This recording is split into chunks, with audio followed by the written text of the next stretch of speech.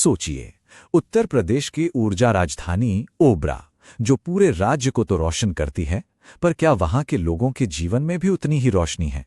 आज हम सिर्फ चुनावी हार जीत के शोर से आगे बढ़कर आंकड़ों और जमीनी हकीकत की गहराइयों में उतरकर ओबरा की कहानी को समझने की कोशिश करेंगे।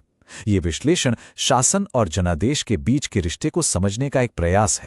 तो किसी भी राजनीतिक कहानी को समझने के लिए ना, सबसे पहले उसकी जमीन को, वहां के लोगों के मिजाज को समझना पड़ता है। तो चलिए ओबरा की नब्ज को महसूस करते हैं। तो ये है ओबरा, उत्तर प्रदेश के सोनभद्र जिले में अनुसूचित जनजाति के लिए आरक्षित सीट है। इसे प्रदेश की ऊर्जा राजधानी भी कहते हैं, क्योंकि यहाँ कोयले की खदानें हैं, बड़े बड़े थर्मल पावर प्लांट हैं। लेकिन इस चमक के पीछे ना गहरे विरोधाभास छिपे हैं। यहाँ गोंड और कोल समुदाय के लोग बड़ी संख्या में रहते हैं, और उनकी अपनी चुनौतियां अक्सर विकास की इस बड़ी कहानी में कहीं अनसुनी रह जाती हैं। ओबरा की जो असली कहानी है ना, वो इसी विरोधाभास में छिपी है। एक तरफ ये वो जमीन है जो अपने कोयले और थर्मल प्लांट से पूरे राज्य को ताकत देती है, रोशन करती हैं, और दूसरी तरफ यहाँ के अपने लोग खुद नौकरी, प्रदूषण और बिजली की कमी जैसी बुनियादी जरूरतों के लिए जूझ रहे हैं।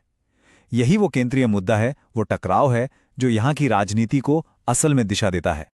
और देखिए, जब विकास और जरूरतों के बीच की खाई इतनी गहरी हो जाए तो जमीन से आवाज तो उठेगी ही। आवाज उठती है बदलाव की।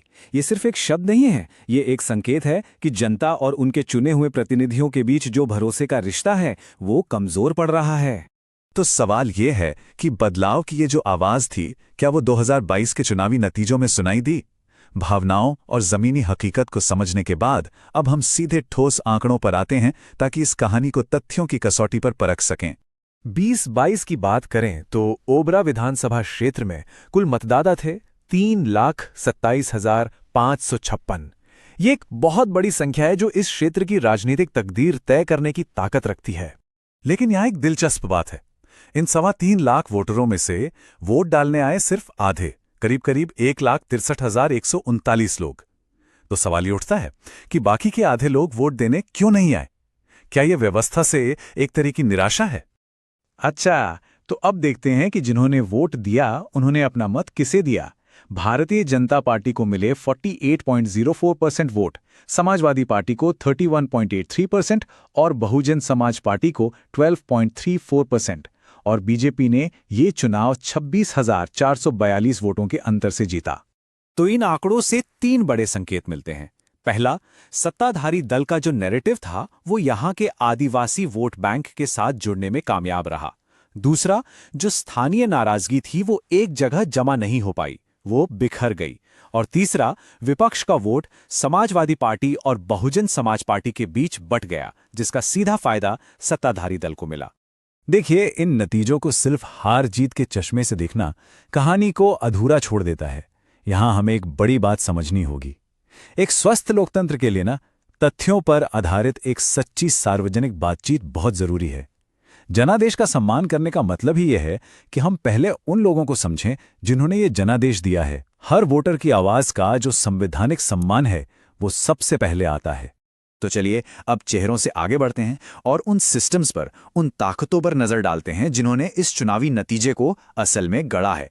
क्योंकि चुनाव कोई एक व्यक्ति नहीं जीतता या हारता, ये पूरी की पूरी व्यवस्था होती है। इस जीत के पीछे कई बड़ी ताकतें एक साथ काम कर रही थीं। सोचिए, एक तो राज्य और केंद्र दोनों जगह सत्ता में होने का फायदा, फिर जो केंद्रीय कल्याणकारी योजनाएं हैं जैसे मुफ्त राशन या घर, उनसे लोगों को सीधा लाभ मिल रहा था। इसके साथ साथ जमीन पर एक मजबूत बूथ लेवल का संगठन, और इन सबसे ऊपर एक ऐसा नैरेटिव जो लोगों के असल मुद्दों से सीधा जुड़ता हो। और हां, आखिर में यहां का जो जटिल जातीय समीकरण है उसे भी नहीं भूल सकते। आज को समझने के लिए थोड़ा अतीत में झांकना जरूरी होता है। तो चलिए ओबरा में पिछले 1 दशक के वोटिंग पैटर्न को जरा गौर से देखते हैं कि हवा का रुख आखिर बदला कैसे। ये आंकड़े देखिए, कहानी खुद ब खुद साफ हो जाती है। 2012 में बीजेपी का वोट शेयर महज 17% था, लेकिन 2017 में एक जबरदस्त उछाल आया, सीधा 48% पर, और 2022 में भी वो उसी स्तर पर बने रहे। दूसरी तरफ बसपा का वोट जो 2012 में 22% था, वो लगातार घटते घटते 2022 में सिर्फ 12% पर आ गया। इसका मतलब साफ है, समाजवादी पार्टी ने अपनी जमीन तो मजबूत की है, पर ये बढ़त उन्हें काफी हद तक बसपा के घटते जनाधार की कीमत पर मिली है। तो इस डेटा से क्या समझ आता है?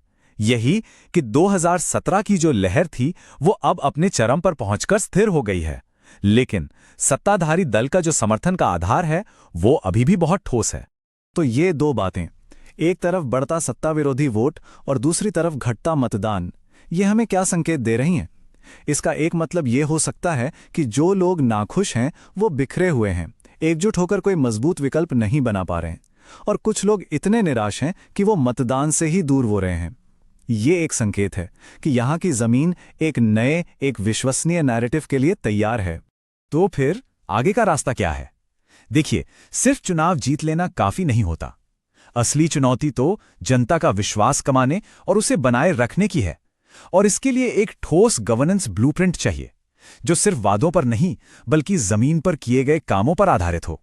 विश्वास ये रातों रात नहीं बनता, इसे बनाने के 5 स्तंभ होते हैं। पहला और सबसे जरूरी, रोजगार और आजीविका। दूसरा, ऐसा इंफ्रास्ट्रक्चर जो सच में लोगों के काम आए, सड़क, बिजली, पानी। तीसरा, कल्याणकारी योजनाएं जिनका सबूत जमीन पर दिखे। चौथा, एक ऐसी व्यवस्था जहां लोगों की शिकायतों को सुना जाए और समय पर सुलझाया जाए। जब ये 4 स्तंभ मजबूत होते हैं ना, तो 5वां स्तंभ यानी विश्वास वो अपने आप खड़ा हो जाता है।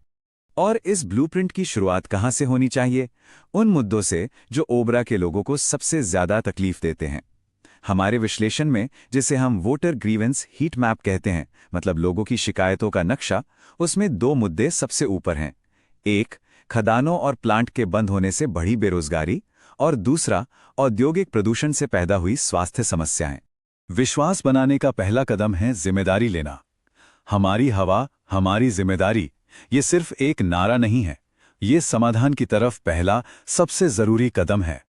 अब हम इन स्थानीय शिकायतों को एक बहुत ही शक्तिशाली राष्ट्रीय कानून से जोड़ते हैं।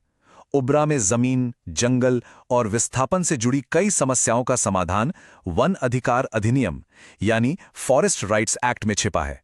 बस जरूरत है उसे सही तरीके से लागू करने की। वन अधिकार अधिनियम को अगर निष्पक्ष रूप से लागू किया जाए तो ये यहाँ के टकराव और अन्याय की जड़ पर सीधा प्रहार करता है। पहले से बने हुए कानून को ही लागू कर देना सबसे कमजोर नागरिकों के अधिकारों का सम्मान करने का एक बहुत शक्तिशाली संकेत होता है। और अधिकारों का सम्मान ही तो भरोसे की नींव है। यहीं पर भरोसे का एक और पहलू समझना बहुत जरूरी है। देखिए, कोई भी नागरिक जब अपनी कोई जानकारी साझा करता है तो वो एक विश्वास पर करता है। उस विश्वास को कभी नहीं तोड़ा जाना चाहिए। यही एक सम्मानित और गरिमापूर्ण सार्वजनिक जीवन का आधार है। तो ओबरा का भविष्य आज एक चौराहे पर खड़ा है। सवाल अब यह है कि क्या यहाँ की व्यवस्था लोगों की जरूरतों के हिसाब से खुद को बदलेगी या फिर जमीन पर बढ़ते असंतोष का सामना करेगी? इसका जवाब तो आने वाला वक्त ही देगा। अगर आप एक जन केंद्रित नेता बनना चाहते हैं और अपने क्षेत्र का उत्थान करना चाहते हैं तो blueprintstrategies.ai से संपर्क करें। हमें mgr@blueprintstrategies.ai पर ईमेल करें या 08042041602 पर कॉल करें। राजनीति से परे एक उद्देश्य।